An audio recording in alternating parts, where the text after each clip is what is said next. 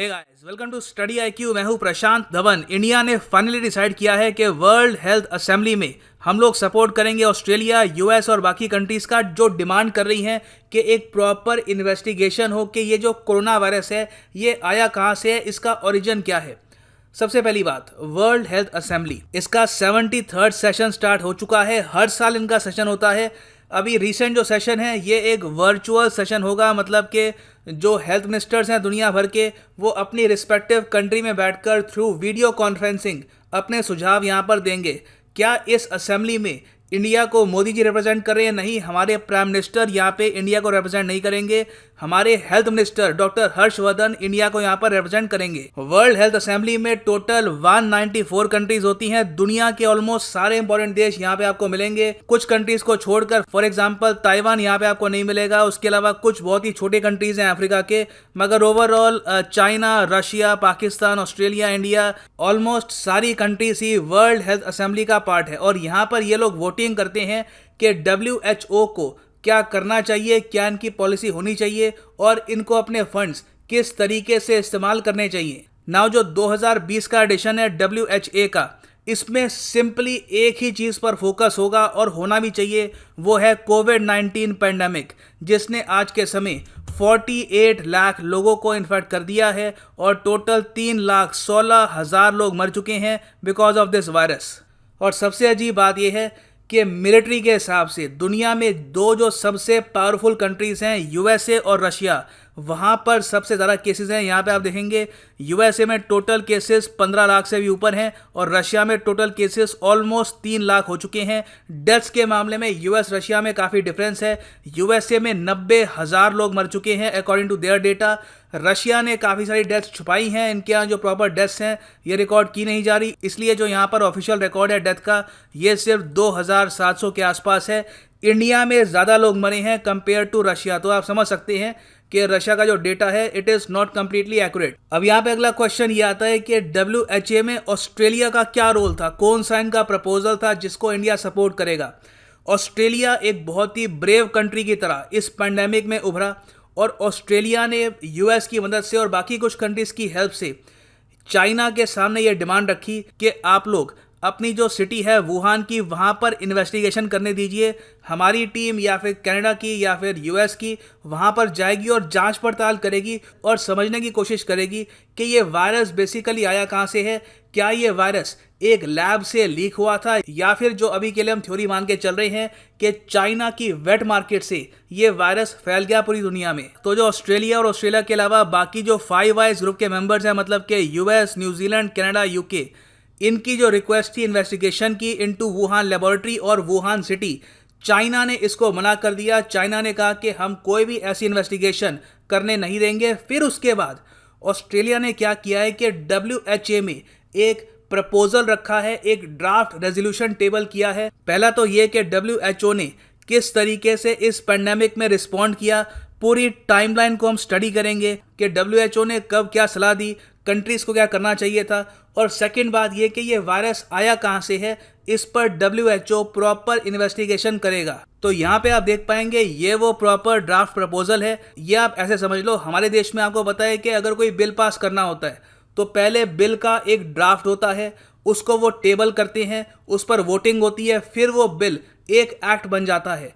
तो ऑस्ट्रेलिया ने यहाँ पर एक ड्राफ्ट प्रपोजल रखा है असेंबली के सामने, इस पर वोटिंग होगी। अगर वोटिंग एक्सेप्ट कर ली जाती है तो इस प्रपोजल में जो भी लिखा है उस पर WHO काम करना स्टार्ट कर देगा। अब सबसे फैसिनेटिंग बात यहाँ पर यह है कि किन कंट्रीज ने इस ड्राफ्ट प्रपोजल को स्पॉन्सर किया है। मतलब कि देखो, ये जो ड्राफ्ट प्रपोजल है ये बनाया तो ऑस्ट्रेलिया ने है, मगर बहुत सी कंट्रीज ने इसको को स्पॉन्सर किया है और ये कहा है कि बिल्कुल हम भी इस ड्राफ्ट प्रपोजल को ऑस्ट्रेलिया के साथ यहाँ पर टेबल करते हैं।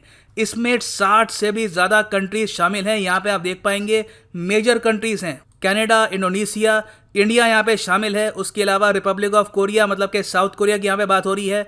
उसके अलावा टर्की ऑब्वियसली है ही। रशिया ने यहाँ पर मेजर पॉलिसी चेंज किया है और रशिया ने भी इस बिल को स्पॉन्सर किया है। फिर पूरा यूरोपियन यूनियन, जहां पे बहुत सी कंट्रीज आती हैं, सबने को स्पॉन्सर किया है इस बिल को। एक बात यहाँ पे मैं ऐड करना ये चाहूंगा कि यूएसए इस लिस्ट में आपको नहीं दिखेगा। यूएसए एक्चुअली ये न्यूज में आ रहा है कि चाहता था कि ये प्रपोजल और जरा स्ट्रांग हो, इसमें और जरा क्लॉजेस ऐड की जाएं।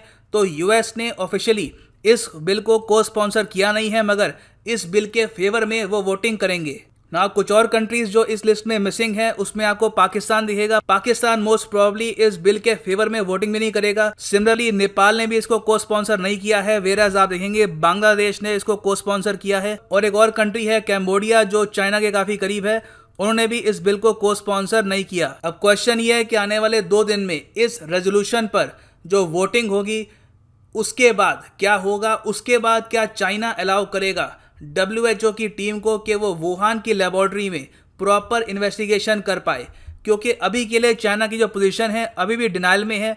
चाइना ने ये कहा है ऑफिशियली इस पूरे बिल को लेकर, इस रेजोल्यूशन को लेकर, कि अभी के लिए प्रीमेच्योर है इन्वेस्टिगेशन स्टार्ट करना। पहले दुनिया को कोविड-19 से निपटना चाहिए। अभी के लिए कंट्रीज को फोकस करना चाहिए कि किस तरीके से अपने सिटीजन्स की वो जान बचा पाए। तो चाइना ऑब्वियसली इस पूरी इन्वेस्टिगेशन के प्रपोजल के अगेंस्ट है। और एक्चुअली कुछ दिन पहले ये भी न्यूज़ आई थी कि चाइना ने वुहान में जो लेबोरेटरी है, बहुत ही ज़्यादा करीब वेट मार्केट के, जहाँ पर बताया जाता है कि शायद ये वायरस ओरिजिनेट हुआ था और वहाँ से लीक हो गया, वहाँ पर जो कोरोना वायरस के सैंपल्स थे ये इन्होंने डिस्ट्रॉय कर दिए हैं। हालांकि चाइना ने ये कहा था कि ये हमने सेफ्टी पर्पस के लिए किया है, मगर जो कॉन्स्पिरेसी थ्योरिस्ट हैं वो ये मान रहे हैं कि चाइना ने ऑलरेडी बहुत सारा जो यहाँ पर एविडेंस था इस वायरस के फैलने का, ये डिस्ट्रॉय कर दिया है। और बाकी जो बचा कुचा ये एविडेंस है, ये भी कुछ टाइम में डिस्ट्रॉय कर लेंगे इस पूरी इन्वेस्टिगेशन को डिले कर। सो एक लार्जर क्वेश्चन आपके माइंड में ये होगा कि इस पूरी असेंबली में अगर ये बिल पास करते हैं, ये रेजोल्यूशन पास करते हैं,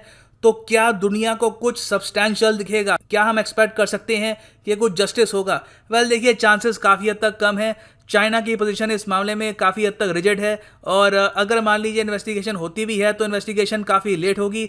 तब तक मुझे लगता नहीं है कि ज़्यादा कुछ एविडेंस मिलेगा इस बात को लेकर कि ये वायरस एक्चुअली में आया कहाँ से था। नाउ देखो, इस असेंबली में एक और इशू भी है ताइवान को लेकर। इस पूरी असेंबली में पिछले 2 साल से ताइवान कोशिश कर रहा है कि उसकी भी एंट्री हो as an observer status country, मगर चाइना हर बार ताइवान की इस कोशिश को ब्लॉक कर देता था। इस बार वेरियस कंट्रीज ने यह कहा कि वो ताइवान को सपोर्ट करेंगे, मगर अब लग रहा है कि सिंस ये जो पूरी असेंबली की मीटिंग है ये सिर्फ 2 दिन लंबी होगी, तो ताइवान का इशू शायद रेज ना हो पाए। और ताइवान ने भी ऑफिशियली यहाँ पर यह कहा है कि हम लोग प्रेस नहीं करेंगे, हम लोग ज़बरदस्ती कोशिश नहीं करेंगे कि वर्ल्ड हेल्थ असेंबली में हमारी पार्टिसिपेशन हो। हम भी यही कोशिश कर रहे हैं अभी के लिए कि दुनिया भर में लोगों की जान बचाई जाए, क्योंकि ताइवान भी जानता है कि 2 दिन के इवेंट में ये जो रेजोल्यूशन है ये पास हो जाए, यही काफ़ी बड़ी बात होगी। उसके बाद पार्टिसिपेशन को लेकर मोस्ट प्रॉब्ली 1 से लेकर 2 साल लग जाएंगे फॉर प्रॉपर डिस्कशन। सो ये एक न्यूज़ इन ट्रांजिशन है, इस पर अभी डेवलपमेंट्स आनी बाकी है। जब ये रेजोल्यूशन पास होता है, कौन सी कंट्रीज यहाँ पे वोट करती हैं, और इवेंचुअली चाइना का यहाँ पे रिएक्शन होता क्या है, दिस इज वेरी इंपॉर्टेंट। इस पर मैं एक अलग से वीडियो लेके आऊँगा। This is the end of the video. आपको अगर मेरी वीडियो की नोटिफिकेशन चाहिए इमीडिएटली, तो गो टू टेलीग्राम ऐप, यहाँ पे सर्च करिए धवन सर, और मेरा जो ऑफिशियल टेलीग्राम चैनल है ये ज्वाइन कर लो। यहाँ पर 1,40,000 से भी ऊपर मेंबर हैं। This is the original channel, so join this. और स्टडी IQ की ऐप भी आती है, इसको आप गूगल प्ले स्टोर से डाउनलोड कर सकते हैं। यहाँ पे आप हमारा UPSC कोर्स परचेज कर सकते हैं at a very affordable price. EMI option इसकी अवेलेबल है टिल 20 मई 2020। So this is now the end of the video. Thanks for listening and as always God bless you all.